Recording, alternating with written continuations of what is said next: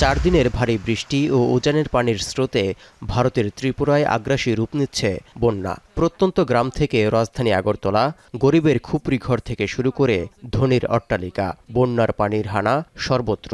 আগরতলাকে ঘিরে রাখা কাটাখাল এবং হাওড়া নদীর পানি ফুসতে থাকায় আরও ভয়াবহ হচ্ছে বন্যা পরিস্থিতি। ৬৮ বছরের মধ্যে ভয়াবহ বন্যা ও ভূমিধসে ভারতের পূর্বাঞ্চলীয় রাজ্যটিতে প্রতিনিয়তই বাড়ছে প্রাণহানির সংখ্যা। বন্যা দুর্গত মানুষের সংখ্যা ছাড়িয়েছে ১৭ লাখ। এই অবস্থায় সহায় সম্বলহারা মানুষের লড়াই এখন শুধুই জীবন রক্ষার। ৪৫০টি আশ্রয়কেন্দ্রে ঠাঁই হয়েছে ৬৫,০০০-এর বেশি ক্ষতিগ্রস্ত বাসিন্দার। খোলা আকাশের নিচে আশ্রয় নিয়েছেন আরও কয়েক হাজার। এবার তো করো গড় মোট ডুবি গেছে, প্রায় গড় প্রায় মানুষ এবার অনেক মানুষ পানি খাইছে। ক্ষতি হয়েছে তো, বাড়ি ঘর অনেক জিনিস ক্ষতি হয়েছে, মানুষের ক্ষতি হয়েছে। আগামী কয়েকদিনের বৃষ্টির পূর্বাভাস দুশ্চিন্তা বাড়িয়েছে বন্যার্তদের। তাই এমন দুর্বিষহ পরিস্থিতিতে সর্বোচ্চ সতর্কতা জারি রাখতে বাধ্য হয়েছে ভারতের আবহাওয়া বিভাগ। ন্যাশনাল ডিজাস্টার রেসপন্স টিমের কয়েকশো সদস্য হেলিকপ্টারের মাধ্যমে ত্রাণ পৌঁছে দিচ্ছেন ত্রিপুরার দুর্গম এলাকায়। ক্ষয়ক্ষতি এড়াতে বন্ধ আছে বিদ্যুৎ পরিষেবা, শিক্ষা প্রতিষ্ঠান ও রেল চলাচল।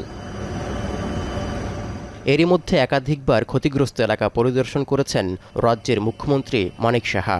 একই সঙ্গে বন্যার্তদের সহায়তায় প্রয়োজনীয় সব ধরনের পদক্ষেপ নেওয়ার আশ্বাস দিয়েছেন তিনি। এরই মধ্যে ত্রিপুরার জন্য ত্রাণ সহায়তা প্যাকেজ বাড়িয়ে $৪৮ লাখ করার ঘোষণা দিয়েছেন কেন্দ্রীয় স্বরাষ্ট্রমন্ত্রী অমিত শাহ। দীর্ঘ প্রায় ৩১ বছর পর মধ্য ত্রিপুরার ডুম্বুর বাঁধের ৩টির মধ্যে একটি গেট খুলে দেয়া হয়।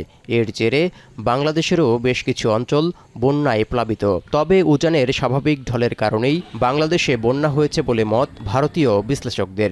The dam they're talking about is, I think, about more than 120 kilometers away, and if Tripura itself is so affected and the entire state government and central machinery is trying to address that, it is again a natural flow of water that has happened, right?